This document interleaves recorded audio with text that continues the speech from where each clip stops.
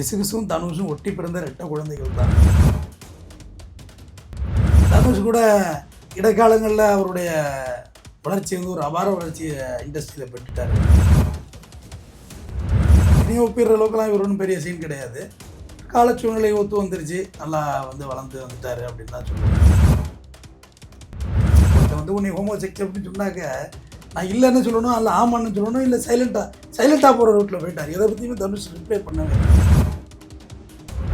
தனுஷ் பயங்கரமான பிஸ்னஸ்மேன்மா, பயங்கர ஸ்ட்ராட்டஜியான ஆள், எத்திக்கான ஆள், எப்படியும் ஜெயிச்சிடலாங்கிற ஒரு நம்பிக்கை உள்ளார். இந்த லட்சுமி ராமகிருஷ்ணன் சொல்லி சொல்வதெல்லாம் உண்மைன்னு அதில் கொண்டு உட்கார வச்சு ஒரு நிகழ்ச்சி நடத்துக்கலாம். தனுஷ்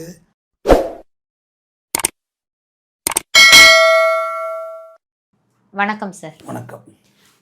சினிமா இண்டஸ்ட்ரி அப்படின்னு எடுத்துக்கிட்டோனாலுமே ஒவ்வொரு சீசன்லேயும் வந்து ஒவ்வொருத்தருக்கிட்டையும் வந்து சில கிசுகிசுக்கள் வந்து பேசப்படும். அந்த வகையில் இப்போ வந்து ரீசெண்டாக தனுஷ் அண்ட் முருனால் தாகூர் இவங்க 2 பேரும் வந்து டேட்டிங் பண்ணிட்டு இருந்தாங்க அப்படிங்கிற மாதிரியான சில வதந்திகள்லாம் ஒரு பக்கம் போயிட்டு இருந்தது. இப்போ வந்து அவங்க 2 பேரும் மேரேஜ் பண்ணிக்க போகிறாங்க அப்படிங்கிற மாதிரியான ஒரு விஷயம் வந்து ரொம்ப பெருசாக பேசப்பட்டுட்டு இருக்கு. சோஷியல் மீடியாலையா இருக்கட்டும், நம்ம எங்கே போனாலும் இந்த ஒரு விஷயத்தை தொடர்ந்து கேட்டுகிட்டே இருக்கிற மாதிரி இருக்குது. ஸோ இதை பற்றி உங்களுடைய கருத்து என்ன? தனுஷுக்கும் கிசுகிசுக்கும் ஒன்றும் பெரிய வேற்றுமை எல்லாம் கிடையாது. கிசுகிசும் தனுஷும் ஒட்டி பிறந்த ரெட்ட குழந்தைகள் தான். அவர் செல்வராகவனோட 2வது பொண்டாட்டி வரை ஏமாத்திரி போட்டு சொல்லி அது ஒரு பக்கம் கிளம்பிட்டாங்க. இப்படி அதனால் தனுஷுக்கு ஒன்றும் பெரிய இதெல்லாம் ஒரு புதிய விஷயம் கிடையாது. தனுஷுக்கும் ஆம்பளைங்களுக்கும் தொடர்பு இருக்குன்னே பேசினாங்க. அவர் எல்ஜிபிடியாக இருக்கார், அவர் அதை விட்டு தான் ஐஸ்வர்யா பிரிஞ்சு போயிட்டாங்க அப்படிலாம் சொல்லி ஒரு கதை பேசினாங்க தானே. ஆண்களை தான் பிடிக்கும் தனுஷுக்கு அப்படிலாம் சொல்லி பேசினாங்க. தனுஷுக்கு 42 வயசு ஆகிட்டு முருனால் தாகூருக்கு பார்த்தா 33 வயசு தான் ஆகுது. அந்த பொம்பளை தமிழ், ஹிந்தி, தெலுங்கு எல்லா மொழியும் நடிச்சிருக்கு. தமிழில் சீதாராமன், ஹாய் நானான் அப்படின்ற படம் நடித்தாங்க. பட் அதெல்லாம் வெளியே வந்துருச்சா இல்லையா? இல்லை, வெளியே வந்து அது வெளியும் போயிட்டு தேட்டர் விட்டு எப்போ வந்துச்சு எப்போ போனதுன்னு தெரியல. சீதாராமன் பயங்கர ஹிட், அது மூலமா தான் அவங்க பயங்கர பிரபலம் ஆனாங்க. அதுக்கு முன்னாடி தமிழ்ல சீரியலும் நடிச்சிட்டு இருந்தாங்க. ஆமாம், பிப்ரவரி 14 அவங்க கல்யாணம் பண்ணிக்கிறதா ஒரு தகவல் வெளிப்படுது.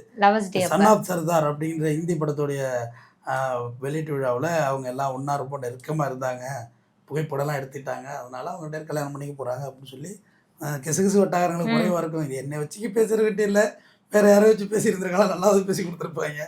கிசுகிசு சப்ஜெக்ட் பேசுகிறதுக்கு ஒரு மாதிரி எதுன்னு இருக்குது. இருந்தாலும் தனுஷ் கூட இடைக்காலங்களில் அவருடைய வளர்ச்சி வந்து ஒரு அபார வளர்ச்சியை இண்டஸ்ட்ரியில் பெற்றுட்டார். அவராகவே ஐஸ்வர்யாவை கட்டி விட்டு கூட போயிருக்கலாம் போல இருக்குது. அவராகவே மேடையில் ஏறி பாய்ஸ் கடல் நாங்கள்லாம் வீடெல்லாம் வாங்கக்கூடாதா அப்படின்றார். ரஜினியோட ஒப்பிட்டு, ரஜினியை ஒப்பிடுற அளவுக்குலாம் இவர் ஒன்றும் பெரிய சீன் கிடையாது. கால சூழ்நிலை ஒத்து வந்துருச்சு, நல்லா வந்து வளர்ந்து வந்துட்டார் அப்படின்னு தான் சொல்லணும். ஏன்னா தனுஷோட பார்த்தீங்கன்னா தனுஷ் மியூசிக் டைரக்டர் 2 பேர் இருக்காங்க. எல்லாரையும் சேர்த்து வச்சு ஒரு கதையெல்லாம் பேசினாங்க இடையில. ஆனால் அதுக்கெல்லாம் எந்த மறுப்பும் சொல்லலை. ஒருத்தர் வந்து உன்னை ஹோமோசெக்ஸ் அப்படின்னு சொன்னாக்க நான் இல்லைன்னு சொல்லணும், இல்லை ஆமான்னு சொல்லணும், இல்லை சைலண்ட்டாக போகிற ரூட்டில் போயிட்டார். எதை பற்றியுமே தனுஷ் ரிப்ளை பண்ணவே இல்லை. தனுஷ் வந்து ஜெயிக்கணுங்கிற முடிவில் இருக்கார். இது மூலயமா தனுஷ் ஹிந்தி இண்டஸ்ட்ரியில் கால் ஊன்றதுக்கு பெரிய வாய்ப்பை ஏற்படுத்தி கொடுக்கும். முருனால் தாகூரோட மேரேஜ் வந்து ஹிந்திக்கு போகிறதுக்கான வாய்ப்பு இருக்குல்லம்மா, அடுத்த கட்ட கான்டாக்ட். இப்போ அவர் ஆல்ரெடி ஹிந்திக்குள்ளார போயிட்டு சில படங்கள்லாம் நடிச்சு அதுலேயுமே பயங்கர ஹிட் கொடுத்துட்டு இருக்காரு. ஸோ இது அடுத்த கட்டம், இது இன்னும் வாய்ப்பை ஏற்படுத்தி கொடுக்கும். முருனால் தாகூருக்கு வந்து ஒரு பெரிய கான்டாக்ட் இருக்கும் அந்த இண்டஸ்ட்ரியில். அப்போ அந்த இண்டஸ்ட்ரியில் சரி போடுங்க, ஒரு பையனை ரோலா போடுங்கன்னு சொல்லி அதுவும் இன்னும் கொஞ்சம் பேக்கப்பை கொடுக்குங்கிறது என்னுடைய ஒரு நம்பிக்கை. தனுஷ் பயங்கரமான பிஸ்னஸ்மேன்மா, பயங்கர ஸ்ட்ராட்டஜியான ஆள், எத்திக்கான ஆள், எப்படியும் ஜெயிச்சிடலாங்கிற ஒரு நம்பிக்கை உள்ள ஆள். ஜெயிச்சிட்டார்ல. இல்லை, சிகப்பான மூஞ்சி இருந்த காலத்தில் பிரசாந்த், அப்பாஸு இப்படி இருந்த ஒரு காலங்களில் வந்து ஒரு சாதாரண மூஞ்சி, நம்ம பக்கத்து வீட்டு பையன் மூஞ்சி மாரி வந்து ஜெயிச்ச மூஞ்சிமா தனுஷ். அவர் அண்ணன் செல்வராகவன் தான் உருவாக்குனார் துள்ளுவதில் உண்மையில். அது நடித்தவர் கூட இப்போ செத்து போயிட்டார் போல இருக்கு. பிரணவ் ரொம்ப மோசமான நிலையில் இறந்து போயிட்டார் கடைசி காலங்களில். பரிதாபத்துக்குரியது. பரவாயில்லை, ஆத்மா சாந்தி அடையட்டும். அதனால் தனுஷ் ரொம்ப திறமைசாலி. இப்போ தனுஷ் கூட ஆல்ரெடி சாய் பல்லவியெல்லாம் கம்பேர் பண்ணி பேசிட்டு இருந்தாங்க. அது சீசனா வேற நடந்துட்டு இருக்கு. கம்பேர் பண்ணி பேசுனாங்களா, கிசுகிசு பேசுனாங்க? கிசுகிசு தான் பேசுறாங்க, ஒத்திட்டு பேசுறது. ஏன்னா அவங்களும் நல்லா நடிக்கிறாங்க. இல்ல அவங்க 2 பேரும் ஏதோ தப்பா அதாச்சும் கல்யாணம் பண்ணிக்க போறாங்க, செகண்ட் மேரேஜ் அப்படிங்கிற மாதிரிலாம். இல்லை, இவங்க வந்து பர்மனெண்ட்டாக ஒரு 6 மாதம் 1 வருஷம் ஒன்றா இருக்கிறதுக்கு பேர் கல்யாணங்கிற பேரை வச்சுக்கிறாங்க, அவ்வளோதான். ஒரு 1 இயர் கான்ட்ராக்ட் பேஸில் இருக்கணும். அது வேறு எப்படி இருந்தாலும் பேப்பருக்காரவங்க விட மாட்டாங்க, எழுதி விட்டுறது. நம்ம ஒன்றா இருக்கிறாங்கன்னு அதில் வேறு புள்ள குட்டி உருவாயிட்டா அப்புறம் எங்கே வர சொல்லு மாதம் பட்டியன்ட்டு அது வேறு பிரச்சனை. அது கான்ட்ராக்ட் பேஸில் இருக்கிறதுக்கு மேரேஜ் லைஃப்பில் இருந்துட்டு போயிடலாம்ல, பஞ்சாயத்தாவது இல்லாமல் இருக்கும்ல. ஜெயம் ரவியெல்லாம் இப்போ வந்து ஒரு ஆடியோ லாஞ்சில் வந்து தொக்கா சிக்கினார். ஏடா உடமா கேள்வி கேட்ட ஏடா உடமா பதில் செஞ்சு நீ போட பொழுதுலையும் போதிலே இருக்க உனக்கு போட்டு ஏடா கூடமா வர தலைகீழா உள்டாவை பரட்டாங்க ஜெயம் ரவி. ஜெயம் ரவின்னு சொல்லக்கூடாது, அவரை ரவிமோகன். அது நமக்கெல்லாம் ஜெயம் ரவின்னு பதிவானது தான். அது ஒரு ஆடியோ லான்ச்சில் வந்து மாட்டிக்கிட்டார். பொண்டாட்டி அப்படி சொல்கிறேன் இப்படி சொல்கிறேன், நான் ஒரு தனியாக ஆம்பளையாக இருக்கிறேன் அப்படி இப்படின்னு சொல்லி இப்போ ஒரு மேட்ரு ஒன்றுச்சு.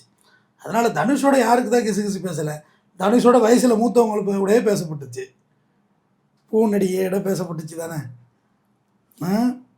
கிசு சொல்கிறேன், பூ நடிகையோட பேசப்பட்டுச்சு, காரணம் முடிக்கிற நடிகையோட பேசப்பட்டுச்சு, எல்லாம் வயசில் மூத்தவங்க அவங்களோட கிசு பேசப்பட்டுச்சு. என்னமோ நம்மளோட இருந்தால் பேசுறதுக்கு ஒருத்தர் ஆள் இல்லை, அவங்க நடிகர் செஞ்சால்தான் பேசுகிறதுக்கு ஆள் இருக்குல்ல. இப்போ நம்மள்ட்ட இருந்தால் கிசு எப்படி பேசுவாங்க, எவனா இருந்தால் அவனை வச்சிருக்கானா அப்படிங்கிற லெவலில் தான் பேசுவாங்க. பட் அவங்கள பேசக்குள்ள கிசுவாக பேசி அது ஒரு மாதிரியாக ப்ரொஜெக்ஷன் ஆகி விஷயம் போகுது. அப்படி தானே எல்லா இடத்துலையும் தானே இருக்கு. இப்போ எங்கே இல்லை, இந்தியாவிலேயே திருமணம் தாண்டிய உறவு இல்லை ஃபஸ்ட்டு ஸ்டேட் இது சொல்லுங்க பார்ப்போம். தமிழ்நாட்டில் எந்த மாவட்டம்?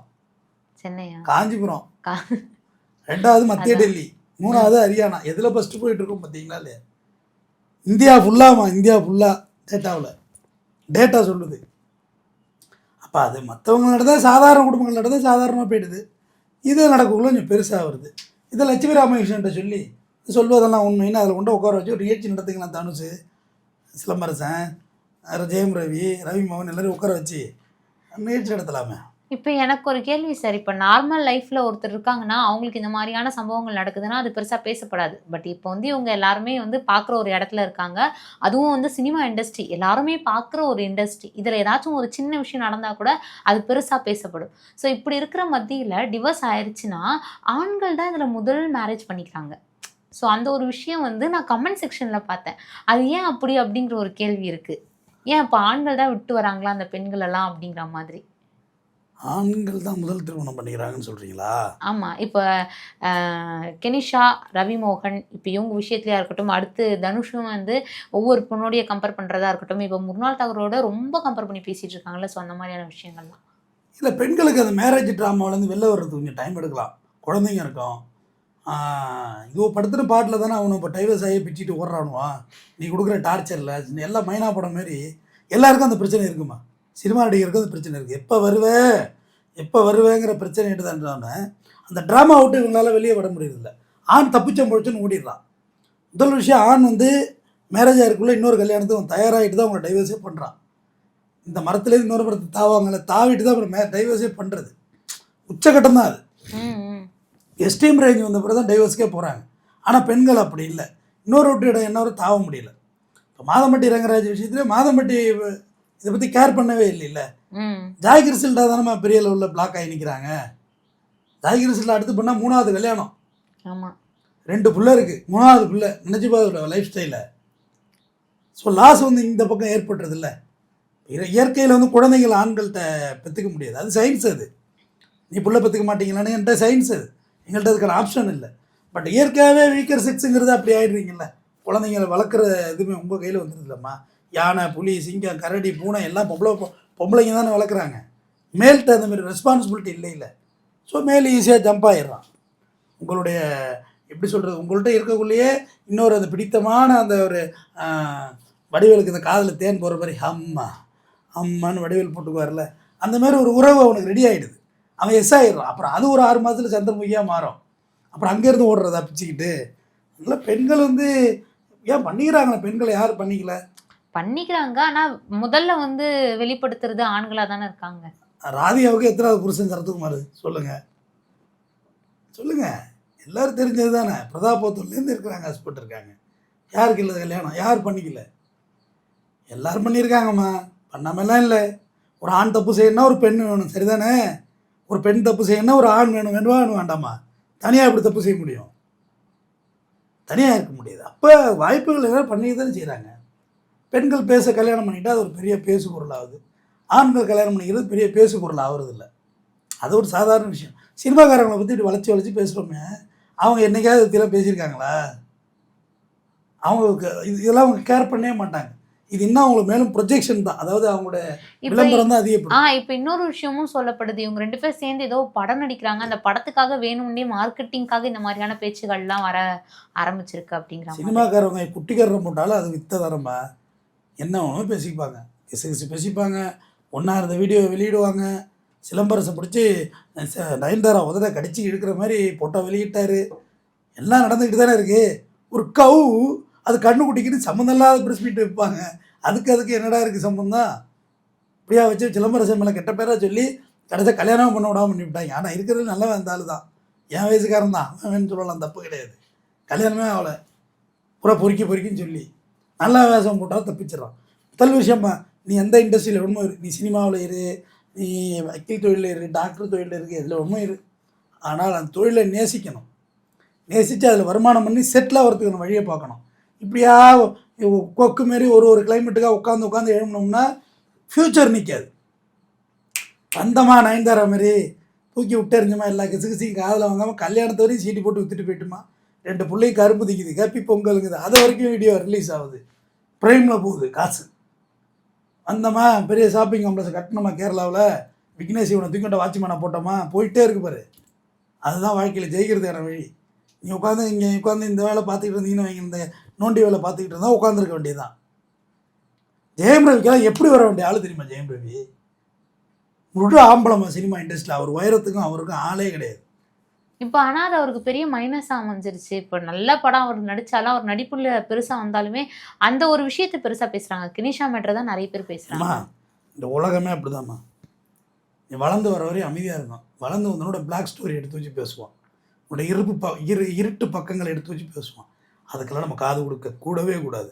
நான் காது கொடுக்க மாட்டேன், நீ காது கொடுத்துறாத. கொடுத்துட்டீங்கன்னா தோல்வி தான். அடப்பட பேசுகிற கத்தும் நாய்க்கு காரணம் என்ன? தன் நிழல் பார்த்து தானே குறைக்கும். அதுக்கு எதாவது ரீசன் வேணுமா? தள்ளிவிட்டு கிடக்குதுன்னு தள்ளிவிட்டு வாழ்க்கையில் டெவலப் ஆகிறது வழியை பாருங்கள். தொடர்ந்து பேசுவோம். கண்டிப்பாக சார். இவ்வளோ நேரம் ஒதுக்கி இத்தனை விஷயங்களை எங்கள் கூட ஷேர் பண்ணிட்டீங்க. ரொம்ப நன்றி. நன்றி.